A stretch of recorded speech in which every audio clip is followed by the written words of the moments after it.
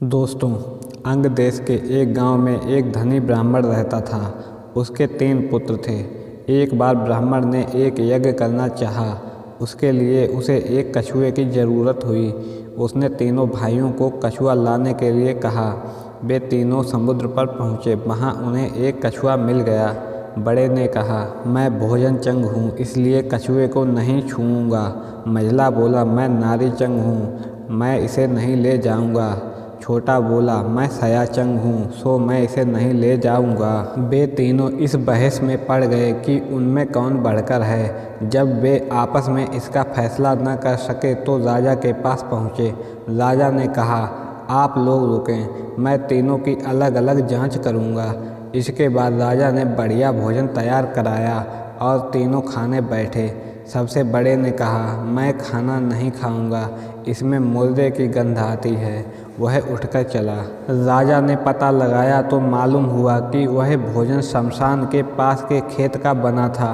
राजा ने कहा, तुम सचमुच भोजन चंग हो, तुम्हें भोजन की पहचान है।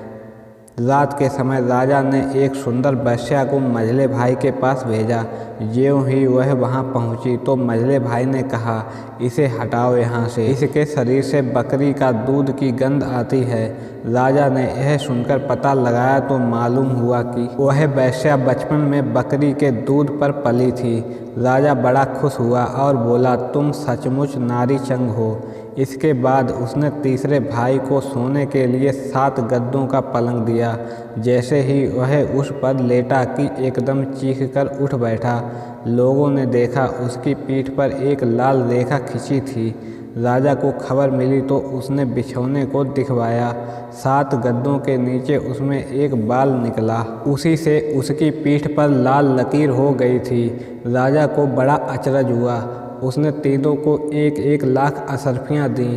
अब वे तीनों कछुए को ले जाना भूल गए और वहाँ आनंद से रहने लगे। इतना कहकर बैताल बोला, हे राजा, तुम बताओ उन तीनों में से बढ़कर कौन था।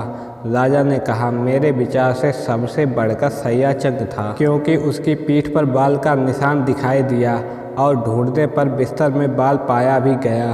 बाकी 2 के बारे में तो यह कहा जा सकता है कि उन्होंने किसी से पूछकर जान लिया होगा। इतना सुनते ही बेताल फिर पेड़ पर जा लटका। राजा लौटकर वहां गया और उसे लेकर लौटा तो उसने यह कहानी कही। दोस्तों, आपकी नज़र में इनमें से बढ़कर कौन था? कहानी अगर अच्छी लगी हो तो ज़्यादा से ज़्यादा लोगों तक शेयर ज़रूर कर दें। इसी प्रकार की अन्य ज्ञानवर्धक कहानियाँ सुनने के लिए हमारे इस चैनल को सब्सक्राइब भी कर लेना। कहानी पूरी सुनने के लिए धन्यवाद दोस्तों।